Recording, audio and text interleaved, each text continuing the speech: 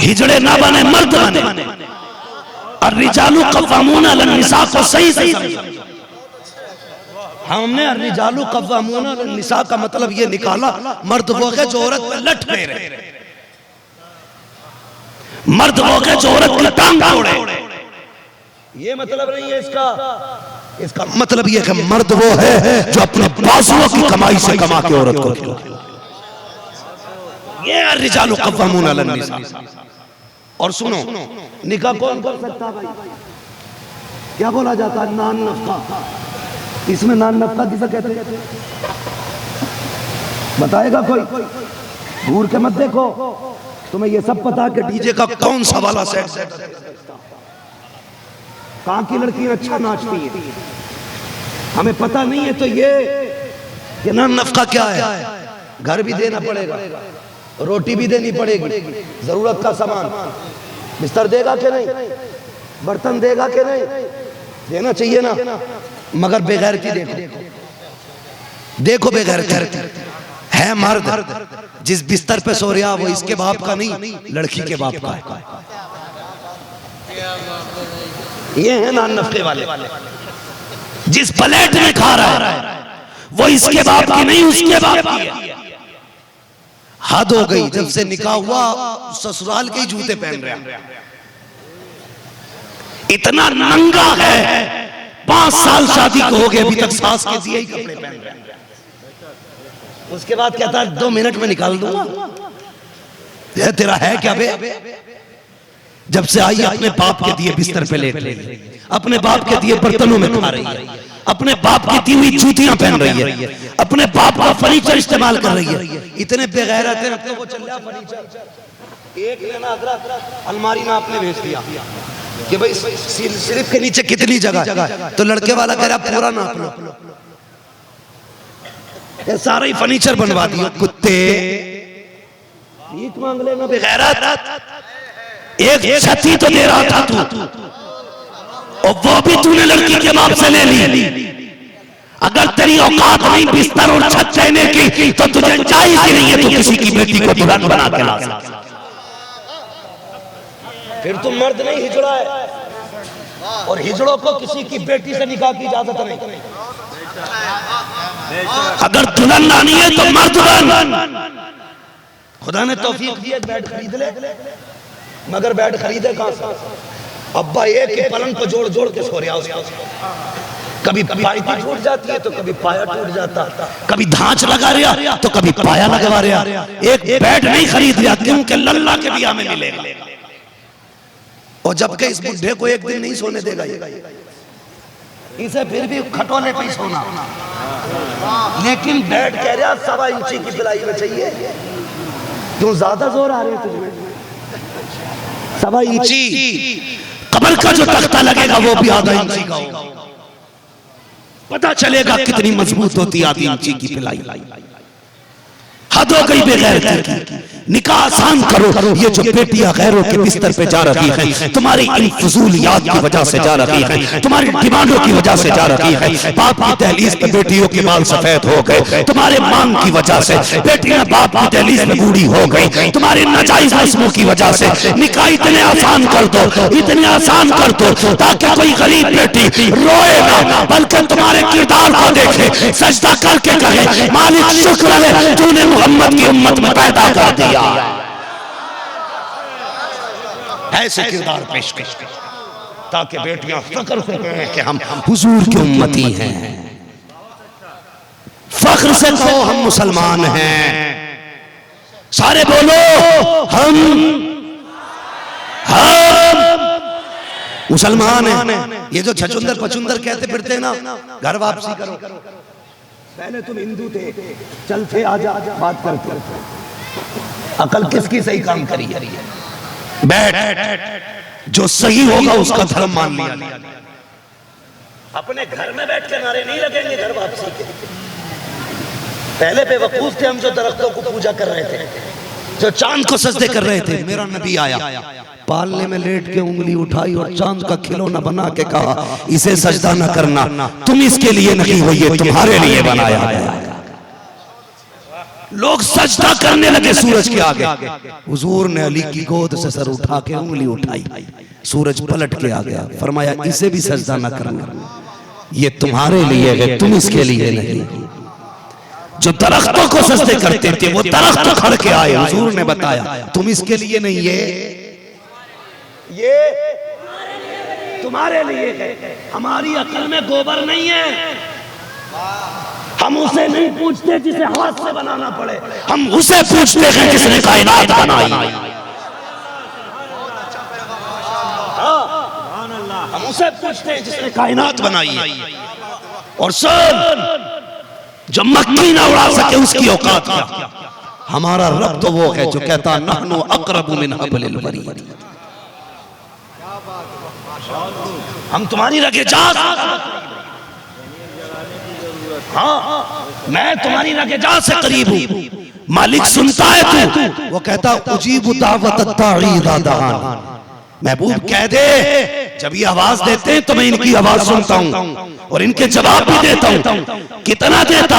फरमाया गया कोई एक बार या रहमान कहता है, वो 70 मरतबा कहता मांग क्या मांगता है, मांग क्या मांगता है। आवाज आती है हम तो माइल बकरम है, कोई ईसाई नहीं नगी रात दिखलाए किसे रगरगे मंजिली। हमसे मत कहना घर लौटाओ, वरना बेटे तुम्हें आना पड़ेगा। और ये कहते हो आओगे, मैं मुजरिम हुआ का मुझे साथ ले लो कि रास्ते में है जा बजा, जा बजा आने वाले। तेरा मेरा रब कितना करीब है, कभी सोचा? कभी सोचा नहीं ना? सोचो माँ के पेट के अंदर एक पौंड क्या, पौंड का लाखवां हिस्सा भी हवा नहीं जा सकती बच्चे, लेकिन वो वहां भी दिल की धड़कनें बचा के रखता है, वहां जिंदगी देता है बच्चे को, बंद कोठरी में सलामत रखता है।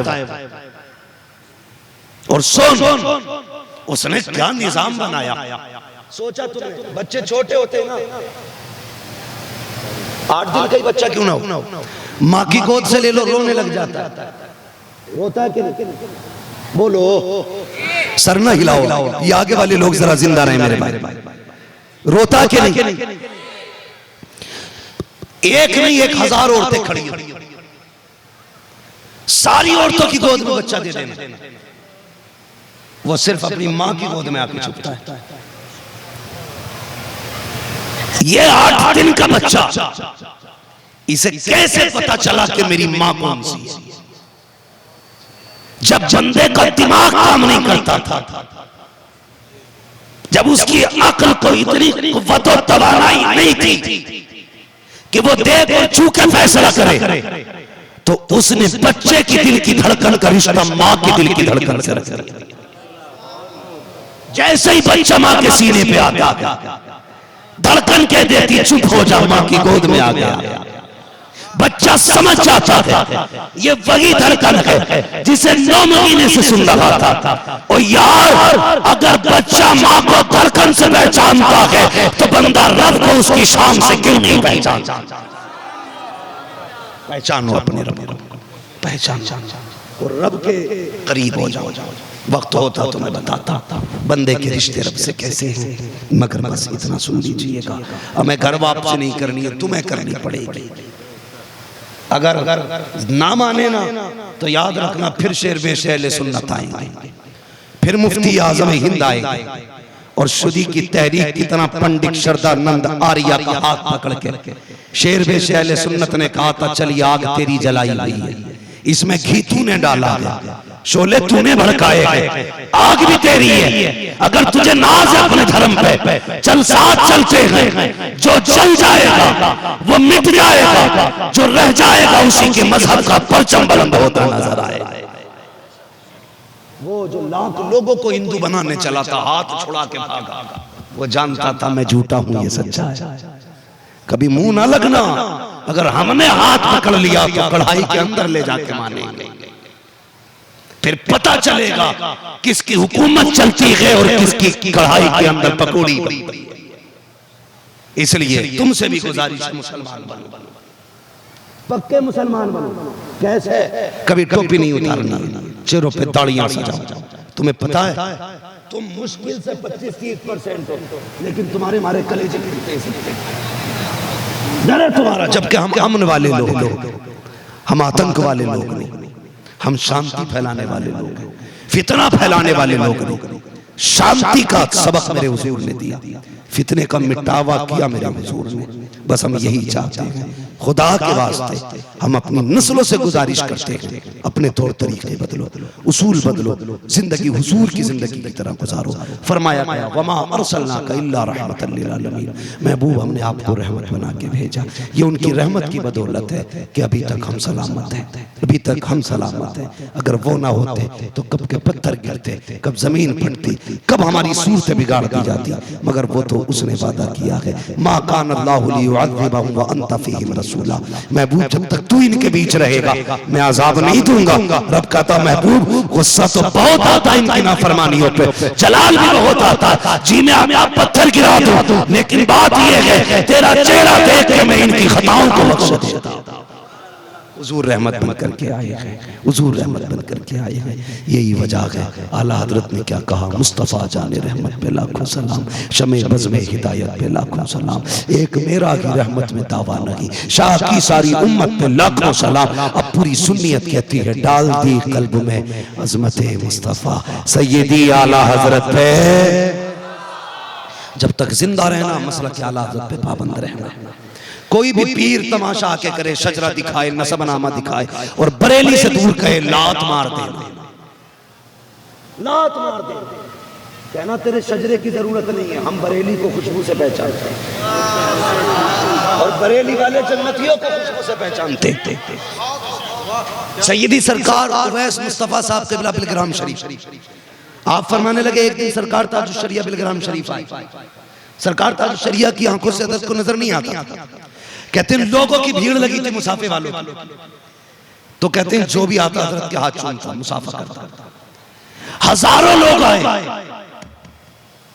हज़रत ने किसी के हाथ नहीं चूमे। अचानक सरकार बादशाह मियां साहब क़िबला के साहबजादे सैयदी सरकार अनस मियां साहब क़िबला उन्हीं हजारों सैकड़ों की लाइन में आ गए। जैसे ताजुश शरिया के हाथ में हाथ आया, बिना तवक्कुफ के हजरत ने हाथ चूम लिया। सरकार उवैस मियां बताते कि किसी ने बताया तक नहीं था ये कौन है, किसी से पूछा भी नहीं कौन है, का हाथ में हाथ आया, फौरन चूमने लग गए, गोया बता रहे थे बरेली वालों को शजरों की जरूरत नहीं पड़ती, इनकी खुशबू बता देती है आले रसूल कौन नबी के बारे में। तभी तो मेरे इमाम ने कहा था उनकी महक ने दिल के गुंचे खिला दिए हैं, जिस राह चल गए हैं कूचे बसा दिए हैं। यार ये इनकी नाकें थी कि सैयदों को सूंघ लेते थे, आज तो नजले हुए हैं, नाकें बंद हो गई, लोग असली सैयदों से शजरे मांगने लगे। बरेली वालों कभी किसी सैयद से शजरा ना मांगना, अगर ना भी सैयद हो वो कहता मैं सैयद हूं तो सुन बरेली वाले का फतवा ये तू मान ले, तू उसे सैयद मान। वो अगर ना भी हुआ ना तुझे हुजूर की औलाद का एहतराम करने का सवाब मिल जाएगा। ये आला हज़रत का सबक है, ये आला हज़रत का सबक है। वरना अगर सुन ले, अगर हुआ वो सैयद उस पर शजरा ना हुआ, तूने मांग लिया, वो ना दे सका, तूने कह दी मैं मानता ही नहीं, कयामत ने हुजूर ने गेट पे हाथ पकड़ के पूछ लिया किधर जा रहा है, कहेगा जन्नत में। कौन है तू? हुजूर का उम्मती। और आका ने अगर कह दिया शजरा दिखा और ना दिखा पाया तो क्या बनेगा, क्या बनेगा? अगर हुजूर ने हाथ पकड़ के धक्का दे दिया कोई माई का लाल जन्नत तक नहीं लेके जाएगा, कोई नहीं लेके जाएगा। मैं तो कहता हूं यार इनकी बातें ही छोड़ दो, जहां हम एड़िया रगड़ के पहुंचते हैं वो इज्जत है ये मां की गोद से लेके पैदा, हाँ मां की गोद से लेके। और इनका क्या यार, इनका क्या, हमारे हिसाब तो ले जा रहे होंगे, अमल तो ले जा रहे होंगे, पुलसिरात से उतारा जाएगा। और इनके बारे में हजरत फातिमा ने इतना ही कह दिया फरिश्तों मेरा ही बेटा है। फिर हिम्मत है किसी में? अगर नबी की फातिमा ये कह दे फरिश्तों ये मेरा बेटा है, धरे रह गए सारे काम। आला हजरत ने क्या कहा, क्या बात रजा उस चमनिस्तान करम की, ज़हरा है कली जिसमें हुसैन और हसन फूल, और हद कर दी। कहते हैं कैसे आकाओं का बंदा हूं रजा, बोल बाले मेरी सरकार के।